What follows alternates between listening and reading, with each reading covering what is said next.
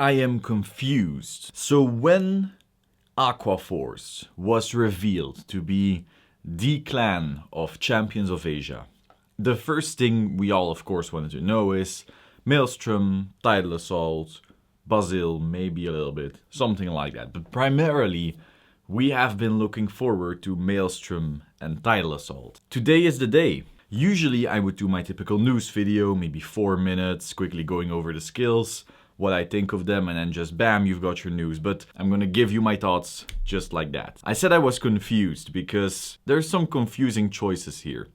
So first of all, the first act skill of Maelstrom is Counterblast 1. All of your units in the front row get plus 3k power. In the anime, we knew about the 3k power boost. However, we didn't know it would cost a counterblast. And worse, we didn't know it would cost a counterblast every single turn. That is a hefty cost. That is one counterblast you literally have to pay. Like, think about it, every single turn to keep a power boost that doesn't even hit Force Vanguards.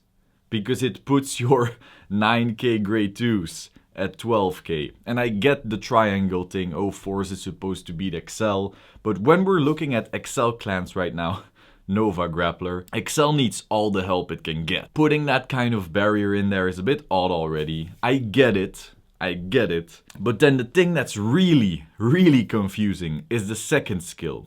Because that says, when your rearguard's attack hits a Vanguard, if it's the third or fourth battle, discard 2 cards from your hand, stand this unit.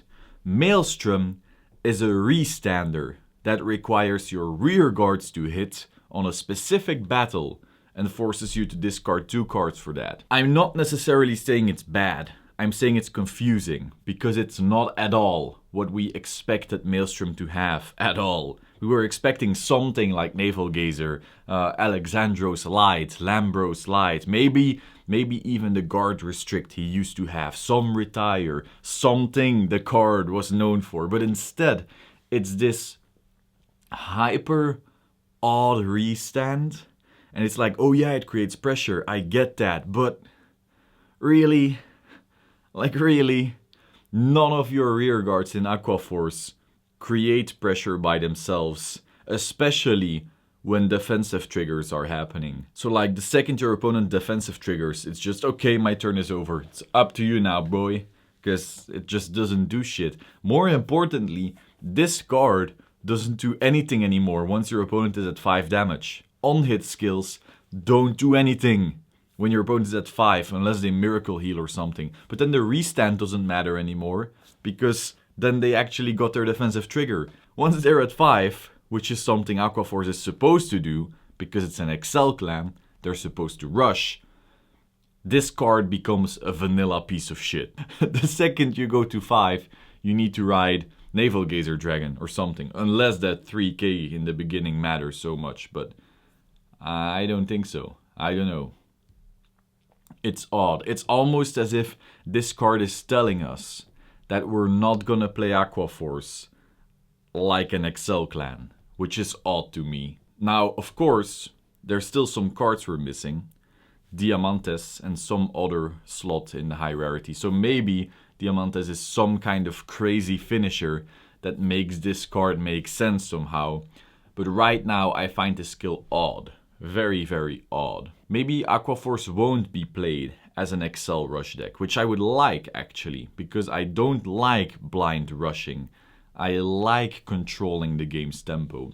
So if this card is able to do that, but I don't know if it will, that would be cool.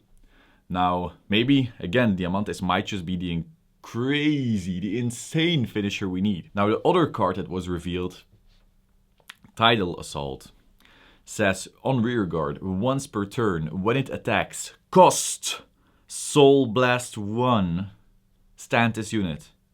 And if it's the second battle or more, it gets -5. So, it's a Tidal Assault that now costs Soul, but that doesn't lose power on the first battle.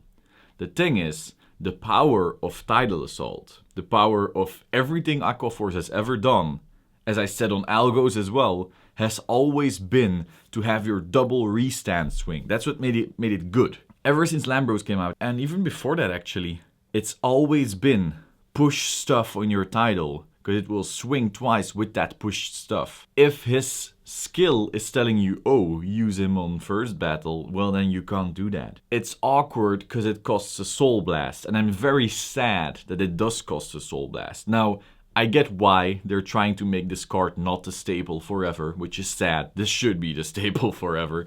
But the Soul Blast cost is annoying because suddenly I don't want to run this in premium unless that first battle thing actually makes it good. Not losing power on first battle is actually very good when you want to rush with Tidal Assault, because suddenly you can have, let's say you ride grade 2, you place your Tidal, and suddenly you can go Tidal, Vanguard, Tidal.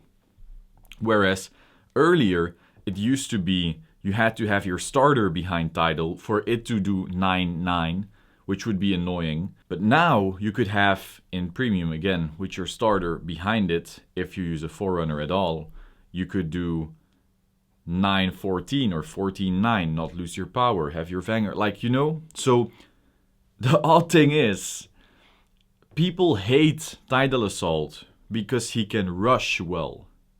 But the only thing this Tidal Assault version does better is that rush. And it's worse for everything else. I'm confused, again, because you didn't actually fix the issue people bitched about when it came to Tidal Assault, which is the rush. I don't want to play this late game in premium. Again, I'm saying premium because like standard, it can go either way. Maelstrom confuses me so much as far as how Bushi wants us to play this deck now, that I can't really comment on Tidal Assault's usefulness there. Then again, if Tidal Assault wants us to attack with it first, then it clashes with Algos, which is hella weird. That's something to consider, but regardless, premium-wise, this makes no sense. Because the rush gets better, but everything else gets worse. Do they want us to rush better? Maybe. Maybe not. I don't know. It's confusing me. It's really confusing me. I guess I'm salty. Get it, Aqua 4C. I'm salty because I was hoping I could take this guy in Origin Rare and put 4 of it into my premium deck and max out my beautiful bling thing even more. Because as you know, my premium deck is, it's maxed out. It's very, very maxed out. So I was hoping that I could just take this card and plop it in and have even more bling. But that's not the case because I don't know if I want to run this. So we'll have to see. But so, getting back into topic, this doesn't solve the cheesy early rush. And it gets worse in the late game. Make it lose the power when you're not on grade 3 or something. But I guess I get it. People who hate Tidal Assault will be very happy to see the Soul Blast cost, because that's making me not run it in premium potentially. Unless that first battle, the value of that first battle in the early game is so much higher that I don't mind paying the cost, the Soul Blast cost in the late game. We'll see. Then again, in premium, again, we don't have Petros, we don't have Supersonic, we may have 2 Malikas or 0 Malikas. So we are losing a lot of our soul charge. So the question becomes, do we have the soul for this Tidal Assault? I don't know. Nothing of the Aqua Force support we've seen so far feels like the Aqua Force I'm used to, if that makes sense. But the art of the new Tidal Assault is actually beautiful. We gain some power, but not enough power to make it matter. We've got some multi-attacks, but not enough multi-attacks to make it matter. Maelstrom is not the engine piece that we thought it would be. It's this awkward card that's vanilla when your opponent is at 5 damage, which you want to be happening early, because you want to rush. I don't know. It's odd. Perhaps we don't want to rush.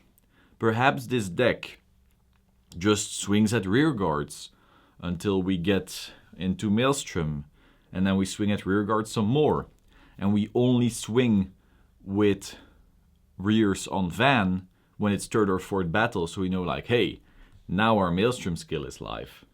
And then maybe we use that, keep getting rid of their resources by just attacking rears, and then eventually go into Diamantes, which says when you write this card and you've done 30 battles this game, win the game. No, that's not gonna happen. But maybe Diamantis is some kind of finisher.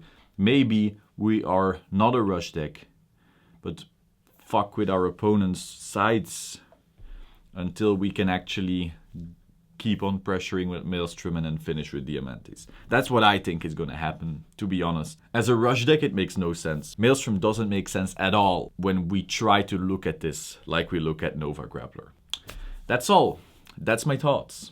If you don't know, Zero Damage Gaming now makes backpacks. We have every single mat design also in backpack design. So Female Tavas, Duckbill, Overlord, Minerva, Sharot, Blaster Dark, Blaster Blade, Alfred, every design. We put our cards in super cool sleeves, we put those into cool deck boxes, we play them on cool playmats. So why don't we put all of that into a super cool backpack? And you can, so this way I can bring all my cool stuff to the local game store. I thought it was a cool idea, I dig it. I'm going to my local game store actually tonight. Gonna play G format, standard and premium. That was all I wanted to actually talk about today, so you can pick up your Zero Damage Gaming backpacks at the link in the description. And I'm just really hoping that Diamantis is the finisher that I'm perceiving in my head right now, because if it's not, this is gonna be, I don't know, it will be finicky to figure out how this deck actually needs to run. Now I do have some interesting information to theory craft my premium deck, so watch out for that. If you enjoyed, please subscribe to the Solemn Vanguard channel, click the bell button to stay up to date, and I will see you soon. Ciao!